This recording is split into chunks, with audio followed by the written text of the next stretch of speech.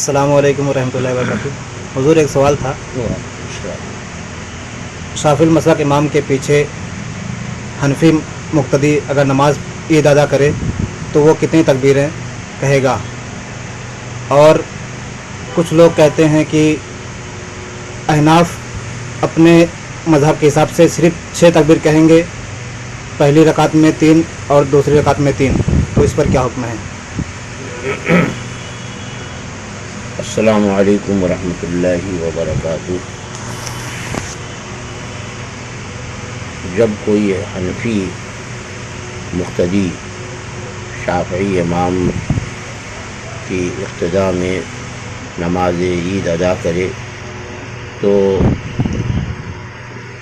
شافعی امام جس وقت تکبیر کہے، یعنی قرأت سے پہلے دونوں رکعتوں میں، اس وقت حنفی بھی امام کے اتباع میں تکبیر زوائد کہے۔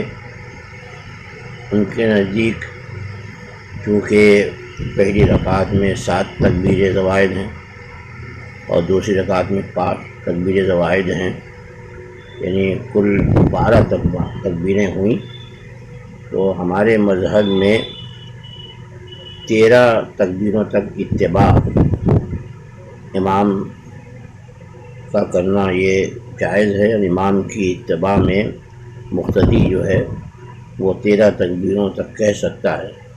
ہاں، 13 کے بعد اگر امام تکبیر کہے تو اس کا اتباع نہیں کرے گا۔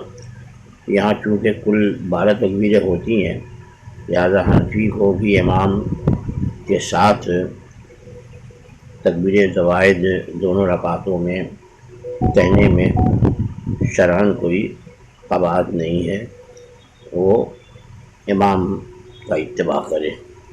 واللہ تعالی عالم۔